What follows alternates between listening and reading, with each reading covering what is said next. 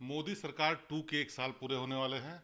UP में तमाम घोटालों को लेकर के सुगबुगाहट है और साथ ही साथ मुलायम सिंह के परिवार में एक बार फिर से एकजुटता होने वाली है। हमारे साथ अपर्णा यादव जी हैं इस सब पे बात करने के लिए, उनसे बात करते हैं। ये बताइए, नमस्कार, ये बताइए कि मोदी सरकार 2 के 1 साल पूरे हुए, आप क्या देखती हैं, क्या कुछ अचीव हुआ? सबसे बड़ी बात है कि 1 साल कंप्लीट होने पर बहुत इम्पोर्टेंट फैसले लिए गए हैं मोदी सरकार जी से। तो मुझे लगता है सबसे पहले तो 370 आर्टिकल 35A और आपका राम मंदिर का जो मुद्दा है वो भी एक तरह से निस्तारण की ओर बढ़ा। अब वो कंस्ट्रक्शन नहीं हो पा रहा है अभी क्योंकि कोविड चल रहा है। सबसे बड़ी बात मुझे लगता है कि कोविड में जो उन्होंने फ़ैसला लिया लॉकडाउन लगाने का, तो मुझे लगता है वो भी बहुत सराहनीय पहल है। उस पे तो लोगों का सवाल ये है कि अचानक से लगा दिया, सब गड़बड़ी हो गई उसी वजह से। देखिए, ये एक वैश्विक महामारी थी और इस तरह से अगर हम प्लानिंग के साथ ना ये बीमारी इस दुनिया में आई, ना हमने कभी सोचा था कि इस तरीके की परिस्थिति होगी हमारे बीच में। तो मुझे लगता है कि बहुत ही एक अच्छा निर्णय लिया, क्योंकि आप देख रहे हैं और हम सब देख रहे हैं कि अमेरिका की हालत कैसी हो रही है, चीन की हालत कैसे हो गई थी।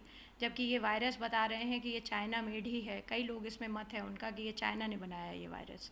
तो मुझे लगता है कि ये बहुत ही ज़्यादा अच्छी पहल थी, क्योंकि सीएए के प्रोटेस्ट चल रहे थे उस समय, जिस समय लॉकडाउन लगाया गया, और इस तरीके के मास गैदरिंग्स हो रही थी।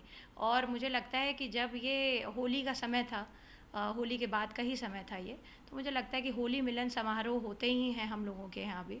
तो और पॉलिटिकली भी बहुत ही इम्पॉर्टेंट होते हैं ये होली की मीटिंग्स, सभासद से लेकर के एमएलए तक और एमपीज़ तक जाते हैं इन मीटिंग्स में। तो मुझे लगता है ये बहुत इम्पॉर्टेंट था कि लॉकडाउन लगाना, क्योंकि अगर नहीं होता तो ये बहुत सारी संख्या में लोगों को हो लेकिन जाता। समाजवादी पार्टी, कांग्रेस, बसपा सब ये कह रहे हैं कि जो कंट्रोल में स्थिति दिखाई जा रही है उसके पीछे वजह यह है कि ज़्यादा टेस्ट नहीं हो रहे हैं, इसी वजह से नंबर निकल के नहीं आ रहे हैं। देखिए, अब सरकार की जो अपनी प्रणाली है वो तो वो कर ही रहे हैं, मगर जहाँ तक है ज़्यादा से ज़्यादा टेस्टिंग हो, इसके पक्ष में मैं भी हूँ कि ज़्यादा से ज़्यादा जब टेस्टिंग होगी तो हमें पता चल सकेगा कि आंकड़े क्या हैं। मगर जहाँ तक है, सरकार इसमें कोई दो राय नहीं है कि भारत में नियंत्रण है, और ये पूरा विश्व भी मान रहा है कि जो मोदी जी ने फैसला लिया है आम जनमानस के लिए, वो एक सही फैसला लिया था। एक बात जी। और, जो कोरोना का ये संक्रमण काल चल रहा है, लेकिन तमाम मामले ऐसे भी आ रहे हैं जिसमें घोटाले की बात आ रही है, चाहे वो राशन में हो, चाहे वो पीपी किट में हो, दवाइयों में हो, बहुत सारी शिकायतें आ रही हैं। क्या लगता है कि ये सरकार इस पर ध्यान नहीं दे पा रही या फिर और लोगों का हाथ देखिए, है? सरकार की जितनी भी स्कीमें हैं उनकी मंशा है, जो मुझे तो लगता है कि मैं एज विपक्षी भी बोल रही हूँ, एक सामाजिक कार्यकर्ता के रूप में भी बोल रही हूँ कि स्कीमें बहुत अच्छी हैं, मगर उनका अनुपालन मैं बार बार कह रही हूँ। कल भी मैंने एक बात एक न्यूज़ चैनल पे कही है कि अनुपालन नौकरशाह नहीं करा पा रहे हैं, क्योंकि कई जगहों से ये रिपोर्ट आ रही है कि मंत्रियों तक की बात जो है अफसर नहीं सुन रहे हैं। मैं अपील करना चाहती हूँ केंद्र सरकार से, और मैं अपील करना चाहती हूँ उत्तर प्रदेश की सरकार से, कि इनके जितने भी अफसर हैं, चाहे वो पंचम तल के हों, चाहे वो नॉर्मल अफसर भी हों, वो लोगों की समस्या सुने, क्योंकि जब तक स्कीमें लोगों को, आम जनमानस को पता नहीं चलेंगे, तब तक वो ना उसका फ़ायदा उठा पाएंगे और ना ही उनको प्राप्त हो नहीं नहीं नहीं, सकेंगे। मैं घोटालों की जी। बात कर रहा हूँ, जो गड़बड़ियाँ चाहे पीपी किट को लेकर के हो रही हो, तो कहीं चाहे ना अजीब। कहीं ना कहीं तो तो क्या आपने कहा कि मंत्रियों की बात नहीं सुनी, क्या आपको लगता है योगी सरकार में योगी की ही नहीं सुनी जा रही है? देखिए, अब इसमें कहना उनके लिए उचित नहीं होगा मेरा, क्योंकि मैं सरकार का हिस्सा नहीं हूँ और ना ही मैं उस पार्टी से हूँ। मगर मुझे जो एक बाहर, जो मैं एक ऑब्जर्वर की तरह बता सकती हूँ, मैं यही कहना चाहती हूँ कि कहीं ना कहीं जो घोटाले हो रहे हैं, तो स्कीमें तो बहुत अच्छी आ रही हैं, सुनने में भी बहुत अच्छी लग रही हैं कि रोज़गार भी दे रहे हैं, पीपीई किट्स भी दे रहे हैं, सब कुछ हो रहा है, मगर कहाँ घोटाला हो रहा है, कौन कर रहा है ये? तो कहीं ना कहीं तो ग्रास रूट उस पर लाने के लिए, धरातल पे, भाई लेजिस्लेचर की जगह एग्जीक्यूटिव बॉडी काम कर रही है ना, उस एग्जीक्यूटिव बॉडी को हमें ठीक करना पड़ेगा, और क्यों ये गड़बड़ी हो रही है ये प्रशासन का काम है देखना। जी। अच्छा, ये लगातार विपक्ष की तरफ से ये भी कहा जा रहा है कि ये नंबरों के आंकड़ों का खेल हो रहा है कि इतने लोगों को राशन बांट दिया, इतने लोगों को राहत सामग्री पहुंचा दी, इतनी जांच हो गई, इतनी किट दे दी, लेकिन हकीकत में ये सच्चाई नहीं है। देखिए, बहुत ही बड़ी जनसंख्या है हमारी, इसमें सिर्फ सरकार की ही पहल से नहीं होगा इतनी बड़ी जनसंख्या को केयर टेक करना। और हम जैसे कई सामाजिक कार्यकर्ता और लोग भी हैं, कई जैसे विपक्षी कितने सारे नेता, हमारी पार्टी के बहुत सारे लोगों ने अपने फंड से काफ़ी कुछ जो है राहत कोष में दिया है। तो ऐसी बात नहीं है, हर एक आदमी भारत का कोरोना वॉरियर है इस समय, क्योंकि हमारी लड़ाई इस वायरस से है।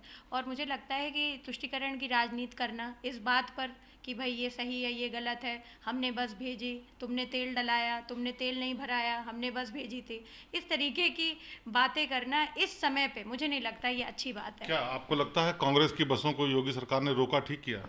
देखिए, अब उसमें क्या है क्या नहीं है ये तो भाई उनका विषय है आपस का। नहीं, लेकिन इस कोरोना के काल में जब वो बसें जो ठीक थी वो इस्तेमाल अब की जा उस बसों सकती। में कई जगहों पे ये भी बातें आ रही हैं कि तेल कौन डलवाएगा, इस बात पे चर्चा हो रही थी। मैं वही बात बोल रही नहीं, हूँ। वो तो कह रहे थे मगर सारा मैं पेमेंट हम करें, कांग्रेस ये कह रही थी। नहीं, अब और यही 800 के बात आसपास बसें। यही बात आप जो है अगर प्रशासन से पूछे तो मुझे लगता है वो ज़्यादा बेहतर जवाबदेही स्थिति में होंगे, नहीं, लेकिन क्योंकि किस आपको तरह आपको से आपको ये लगता है कि इस्तेमाल नहीं, करके इसका फायदा लेना चाहिए था? इस्तेमाल तो करना चाहिए, चलिए नहीं करना चाहिए वो एक अलग बात है, मगर मुझे ये लगता है कि सरकार की जिम्मेदारी बनती है, नैतिक जिम्मेदारी बनती है कि सारी बसें जो है जो भेजी गई या अपनी तरफ से भी वो चलवाएं, और चलवा रही है सरकार। हम तो रोज़ खाना बांटने जा रहे हैं या हमारे कार्यकर्ता जा रहे हैं खाना बांटने के लिए, मजदूरों को, श्रमिकों को, महिलाओं को, तो वो देख रहे हैं कि बसें तो चल रही हैं। मगर अगर ये सब जो क्यों हुआ, कि कैसे हुआ, कहाँ से बस आई, रजिस्ट्रेशन था कि नहीं था, क्या नहीं था, उसमें कितनी ट्रैवल परमिट थी, ये सब एक सोच का विषय है और ये सब सरकार का विषय है जी। अच्छा,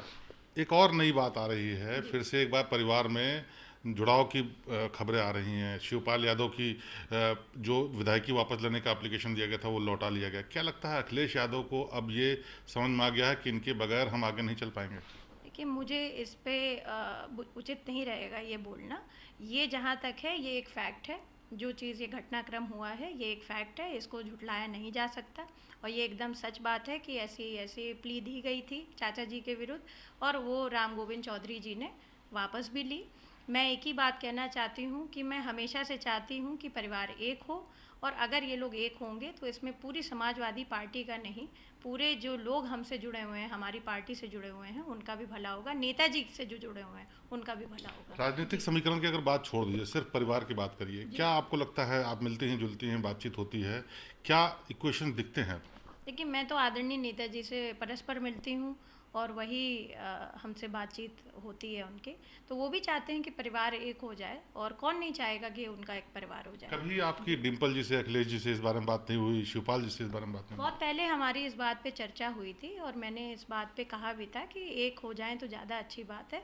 बाकी बड़े हैं वो, मैं छोटी हूँ, बहुत ज़्यादा राय नहीं दी जा सकती जब तक पूछा ना जाए। छोटों को तभी राय देनी चाहिए जब पूछा जाए। तो मुझे लगता है कि बहुत बड़े हैं और समझदार हैं, वो अपने हिसाब से एक डिसीजन आखिरी ले सवाल, सकते हैं। आप छोटी जरूर हैं लेकिन आपका भी सार्वजनिक जीवन से लेकर के पारिवारिक जीवन में अनुभव अच्छा खासा है। जी। आपको क्या लगता है कि अब ये जो सुलह है ये हो जाएगी? अगर सुलह हो जाए तो अच्छी बात है, मगर मैं कुछ कह नहीं सकती इस पे, क्योंकि ये चाचा और भतीजे की बात है।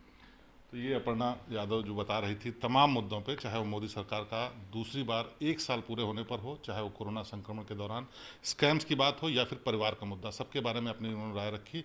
लेकिन बड़ी बात यह है कि लगातार जो शिकायतें आ रही हैं, चाहे वो स्कैम की आ रही हों, चाहे दिक्कतों की आ रही हों, उस पर आवाज़ उठा रही हैं। उनका कहना है कि सरकार को, अधिकारियों को ध्यान देना चाहिए जिससे गरीबों की ज़्यादा से ज़्यादा मदद हो सके। क्या नाम है? नीरज कुमार के साथ शिवेंद्र श्रीवास्तव, लखनऊ।